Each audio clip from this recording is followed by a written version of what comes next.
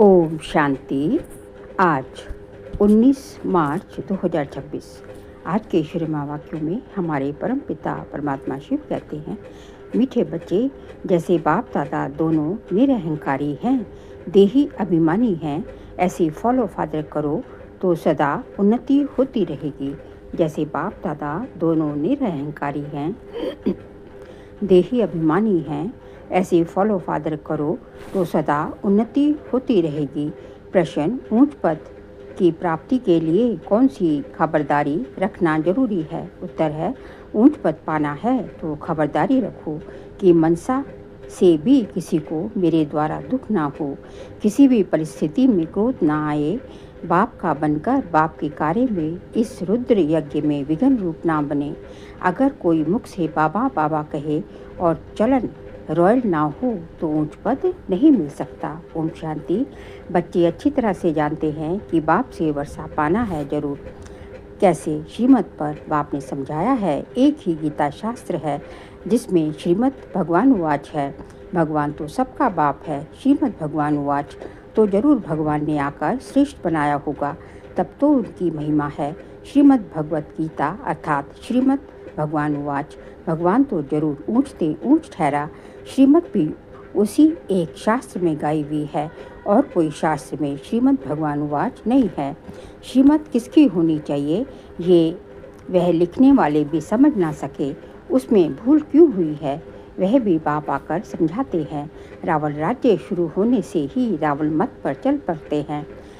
पहले कड़े ते कड़ी भूल इन रावण मत वालों ने की है। रावण की चमाट लगती है। जैसे कहा जाता है शंकर प्रेरक है, बॉम्ब्स आदि बनवाए हैं, वैसे 5 विकारों रूपी रावण प्रेरक है मनुष्य को पतित बनाने का। तब तो पुकारते हैं पतित पावन आओ। तो पतित पावन एक ही ठहराना, इससे सिद्ध है कि पतित बनाने वाला और है, पावन बनाने वाला और है, दोनों एक हो न सके। ये बातें तुम ही समझते हो।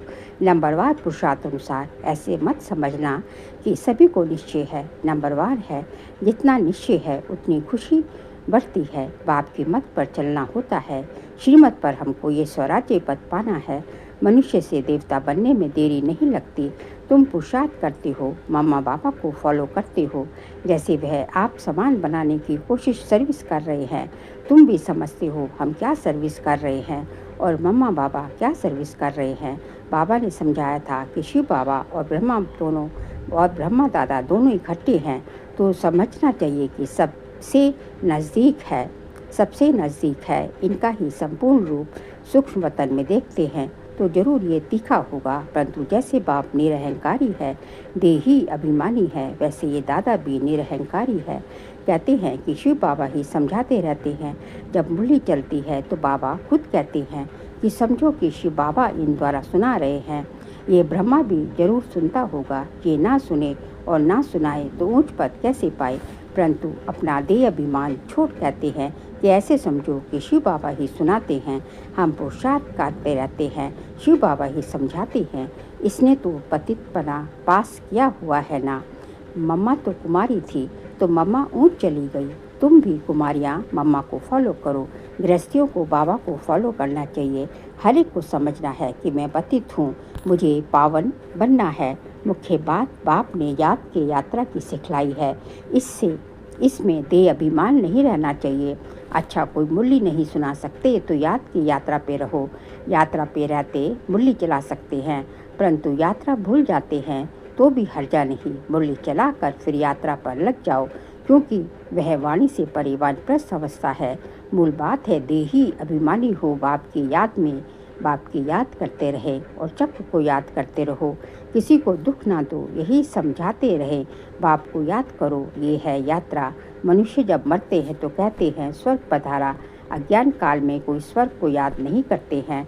स्वर्ग को याद करना माना यहाँ से मरना, ऐसे तो कोई याद नहीं करते। अभी तुम बच्चे जानते हो हमको वापस जाना है। बाप कहते हैं जितना तुम याद करेंगे उतना खुशी का पारा बढ़ेगा। वर्षा याद रहेगा। जितना बाप को याद करेंगे उतना हर्षित भी रहेंगे। बाप को याद ना करने से मूझते हैं, गुटखा खाते रहते हैं। तुम इतना समय याद कर नहीं सकते। बाबा ने आशिक माशूक का मिसाल बताया है। वह भल धंधा करते हैं और वह भल चरखा चलाती रहती तो भी उसके सामने माशूक आकर खड़ा हो जाता। आशिक माशूक को याद करते, माशूक फिर आशिक को याद करते। यहाँ तो सिर्फ तुमको एक बाप को याद करना है, वह सबका माशूक है। तुम बच्चे लिखते हो कि बाबा आप हमको याद करते हो। अरे जो सबका माशूक है वह फिर तुम आशिकों को याद कैसे कर सकेंगे? हो नहीं सकता। वह है ही माशूक, आशिक बन नहीं सकता। तुमको ही याद करना है। तुम हर एक को आशिक बनना है उस एक माशूक का। अगर वह आशिक बने तो कितने को याद करे? ये तो हो नहीं सकता। कहता है कि मेरे ऊपर पापों का बोझा थोड़ी ही है, जो किसको याद करूं। तुम्हारे ऊपर बोझा है, बाप को याद नहीं करेंगे तो पापों का बोझा नहीं उतरेगा। बाकी मुझे क्यों किसको याद करना पड़े? याद करना है तुम आत्माओं को। जितना याद करेंगे उतना पुण्य आत्मा बनेंगे, पाप करते जाएंगे। बड़ी मंजिल है, देही अभिमानी बनने में ही मेहनत है। ये नॉलेज सारी तुमको मिल रही है। तुम त्रिकालदर्शी बने हो। नंबरवार पुरुषार्थ अनुसार सारा चक्र तुम्हारी बुद्धि में रहना चाहिए। बाप समझाते हैं तुम लाइट हाउस हो ना, हर एक को रास्ता बताने वाले हो। शांति धाम और सुख धाम का ये सब नई बातें तुम सुनते हो, जानते हो कि बरोबर हम आत्माएं शांति धाम के रहवासी हैं। यहाँ पाठ बजाने आते हैं, हम एक्टर हैं। यही चिंतन बुद्धि में चलता रहे तो मस्ती चढ़ जाए। बाप ने समझाया है आदि से लेकर अंत तक तुम्हारा पाठ है। अभी कर्मातीत अवस्था में जरूर जाना है, फिर गोल्डन एज में आना है। इस धुन में रहते अपना कल्याण करना है। सिर्फ पंडित नहीं बनना है, दूसरे को सिखाते रहेंगे। खुद उस अवस्था में नहीं रहेंगे तो असर पड़ेगा नहीं। अपना भी पुरुषार्थ करना है। बाप भी बताते हैं कि हम भी याद करने की कोशिश करता है। कभी माया का तूफान ऐसा आता है जो बुद्धि का योग तोड़ देते हैं। बहुत बच्चे चाल भेज देते हैं। वंडर खाता हूँ कि ये तो हमसे भी तीखे जाते हैं। शायद वेग आता है तो चार्ट लिखने में लग जाते हैं, परंतु ऐसी अगर तीखी डोरी पहने तो नंबर 1 में आ जाए। परंतु नहीं, ये वर्षा चार्ट ये सिर्फ चार्ट लिखने तक है। ऐसे नहीं लिखते कि बाबा इतने को आप समान बनाया है और वह भी लिखे बाबा हमने ये रास्ता बताया है। ऐसा समाचार नहीं आता है तो बाबा क्या समझेंगे? सिर्फ चार्ट भेजने से काम नहीं चलता। आप समान भी बनाना है, रूप और बसंत दोनों बनना है, नहीं तो बाप समान नहीं ठहरे। रूप भी बसंत भी एक्यूरेट बनना है, इसमें ही मेहनत है। देह अभिमान मार डालता है। रावण ने देह अभिमानी बनाया है, अभी तुम देही अभिमानी बनते हो। फिर आधा कल्प के बाद माया रावण देह अभिमानी बनाती है। देही अभिमानी तो बहुत मीठा बन जाते हैं, संपूर्ण तो अभी कोई भी बना नहीं है। इसलिए बाबा हमेशा कहते हैं कि किसी के भी दिल को रंज नहीं करना है, दुख नहीं देना है। सबको बाप का परिचय दो। बोलने करने की भी बड़ी रॉयल्टी चाहिए। ईश्वरी संतान के मुख से सदैव रत्न निकलने चाहिए। तुम मनुष्यों को ये दान देते हो, रास्ता बताना है और समझाना है। रास्ता बताना है और समझाना है। तुम परमात्मा के बच्चे हो ना, उनसे तुमको स्वर्ग की राजाई मिलनी चाहिए। फिर अब क्यों नहीं है? याद करो, बरोबर बाप से वर्षा मिला था ना। तुम भारतवासी देवी देवताएं थे, तुमने ही 84 जन्म लिए। तुम समझो कि हम ही लक्ष्मी नारायण के कुल के थे। अपने को कम क्यों समझते हो? अगर कहते कि बाबा सब थोड़े ही बनेंगे तो बाबा समझ जाता कि ये इस कुल का नहीं, अभी से ही थिरकने लग पड़ता है। तुमने 84 जन्म लिए हैं। बाप ने 21 जन्मों की प्रारब्ध जमा कराई। वह खाया फिर ना समाप्त होना शुरू हो गई। कट चढ़ते चढ़ते तमो प्रधान कोड़ी मिसल बन पड़े हो। भारत ही 100% सॉल्वेंट था। इन्हों को यह वर्षा कहाँ से मिला? एक्टर्स ही बता सकेंगे ना, मनुष्य ही एक्टर है। उनको ये पता होना चाहिए कि लक्ष्मी नारायण को बादशाही मिली कहाँ से। कितनी अच्छी पॉइंट्स हैं। जरूर आगे जन्म में ही ये राज्य भाग्य पाया होगा। बाप ही पतित पावन है। बाप कहते हैं कि मैं तुमको कर्म अकर्म और विकर्म की गति समझाता हूँ। रावण राज्य में मनुष्य के कर्म विकर्म हो जाते हैं, यहाँ तुम्हारे कर्म अकर्म होते हैं। ये है देवी सृष्टि। मैं रचता हूँ तो जरूर मुझे संगम पर आना पड़े ये है रावण राज्य, ये है ईश्वरीय राज्य। ईश्वर अब स्थापना करा रहे हैं। तुम सब ईश्वर के बच्चे हो, तुमको वर्षा मिल रहा है। भारतवासी ही सॉल्वेंट थे, अब इनसॉल्वेंट बन गए हैं। ये बना बनाया ड्रामा है, इसमें फ़र्क नहीं हो सकता। सबका झाड़ अपना अपना है, वैरायटी झाड़ है ना। देवता धर्म वाले ही फिर देवता धर्म में आएंगे। क्रिश्चियन धर्म वाले अपने धर्म में खुश हैं, औरों को भी अपने धर्म में खींच लिया है।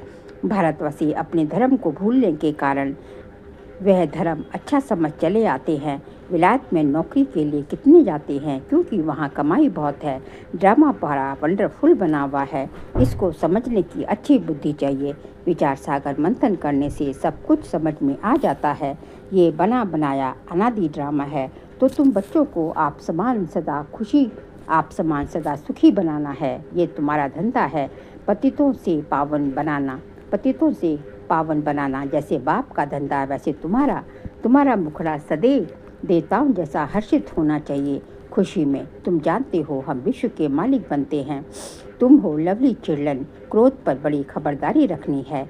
बाप आए हैं बच्चों को सुख का वर्षा देने, स्वर्ग का रास्ता सबको बताना है। बाप सुख करता दुख हरता है, तो तुमको भी सुख करता बनना है। किसको दुख नहीं देना है। दुख देंगे तो तुम्हारी सज़ा 100 गुना बढ़ जाएगी। कोई भी सज़ा से बच नहीं सकता।